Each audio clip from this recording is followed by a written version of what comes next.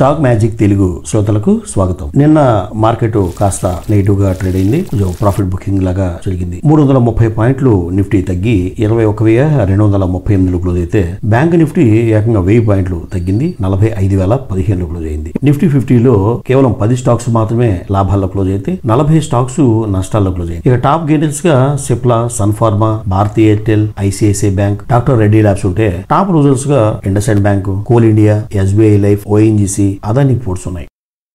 Stocks కంపెనీలకు సంబంధించిన news విషయానికి వస్తే కోటక్ మహీంద్రా బ్యాంక్ సంబంధించి లేటెస్ట్ అప్డేషన్ ఏంటంటే నాన్ కన్వర్టబుల్ డిబెంచర్స్ ద్వారా బ్యాంకు 10,000 కోట్లు ఫండ్స్ ని రైజ్ చేయాలని ప్లాన్ చేస్తుంది కోటక్ మహీంద్రా బ్యాంక్. ప్రస్తుతం 1,784 రూపాయల దగ్గర ట్రేడ్ అవుతుంది Kotak Mahindra bank.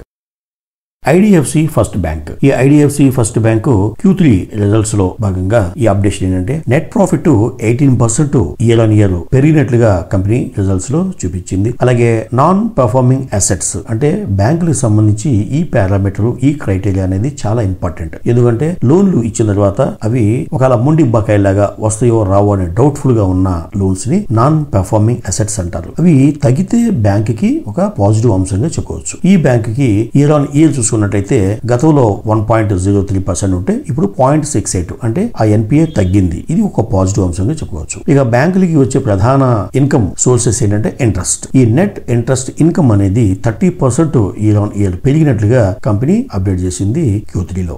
IDFC first bank ప్రస్తుతం 82 రూపాయల దగ్గర ట్రేడ్ అవుతుంది IDFC first bank.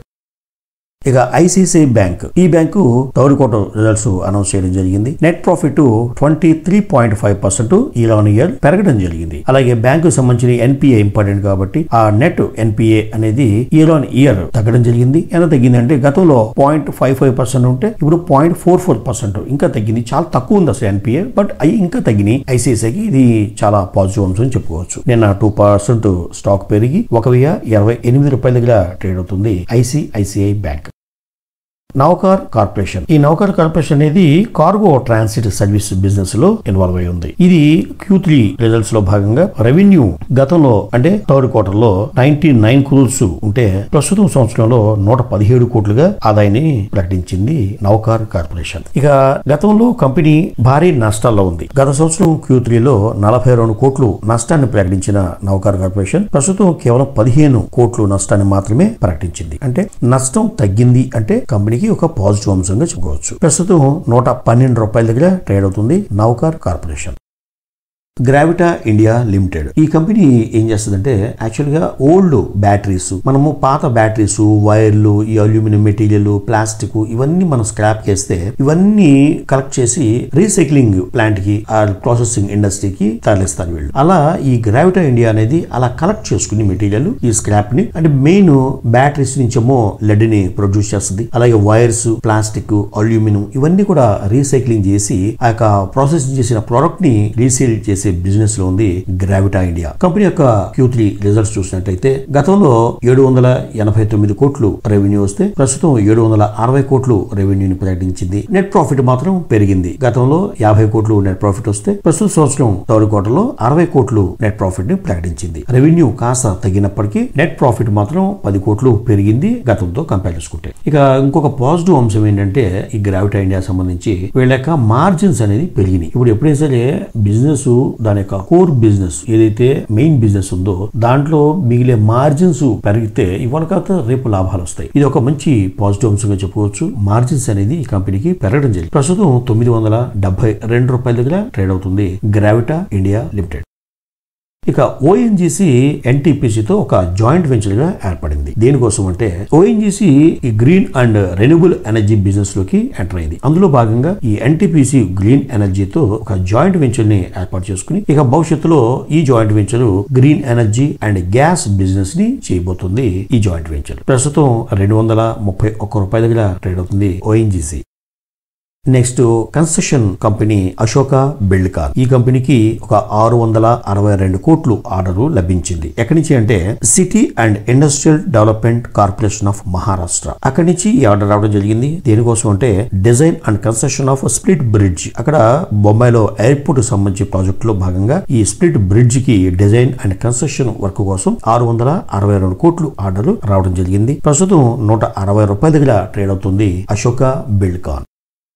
Infibeam avenues ఇది సాఫ్ట్వేర్ డెవలప్మెంట్ సర్వీస్ బిజినెస్ లో ఉంది. ఈ company payment gateway services, e commerce and ancillary services ని అందిస్తుంది. ఇన్ఫీబీమ్ అవెన్యూస్ ఈ కంపెనీ యొక్క థర్డ్ క్వార్టర్స్ రిజల్ట్స్ చూసినట్టయితే రెవెన్యూ ఆల్మోస్ట్ డబుల్ అయింది. లాస్ట్ ఇయర్ థర్డ్ క్వార్టర్ లో 410 కోట్లు రెవెన్యూ వస్తే ప్రస్తుతం 912 కోట్లు రెవెన్యూగా చూపించింది కంపెనీ. అలాగే నెట్ ప్రాఫిట్ కూడా గతంలో 36 కోట్లు ఉంటే థర్డ్ క్వార్టర్ లో ప్రస్తుత సంవత్సరం 42 కోట్లు ప్రకటించింది. ఒక మంచి రిజల్ట్స్ నే పోస్ట్ చేసింది ఇన్ఫీబీమ్. ప్రస్తుతం 26 రూపాయల దగ్గర ట్రేడ్ అవుతుంది ఇన్ఫీబీమ్ అవెన్యూస్.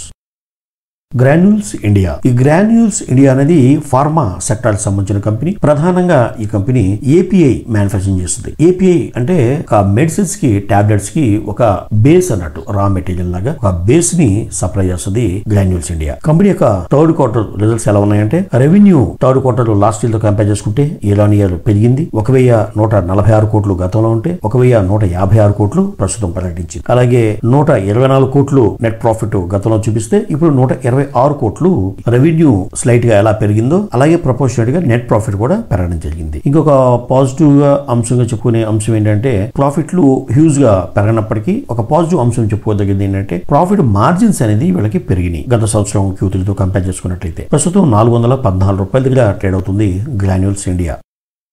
మహీంద్రా లాజిస్టిక్స్. ఈ లాజిస్టిక్స్ బిజినెస్ లో ఇన్వాల్వ్ అయిన ఈ కంపెనీ ప్రస్తుతం ఒక 170 కోట్లు పెట్టుబడి పెట్టి ఒక భారీ వేర్ హౌస్ ప్లాన్ చేస్తుంది. 6.5 lakh SFT multi client warehouse facility మహారాష్ట్రలో ఏర్పాటు చేయాలని కంపెనీ నిర్ణయం తీసుకుంది. దీనికి గాను 170 కోట్లు పెట్టుబడి పెట్టబోతోంది. ప్రస్తుతం 419 రూపాయల దగ్గర ట్రేడ్ అవుతుంది మహీంద్రా లాజిస్టిక్స్.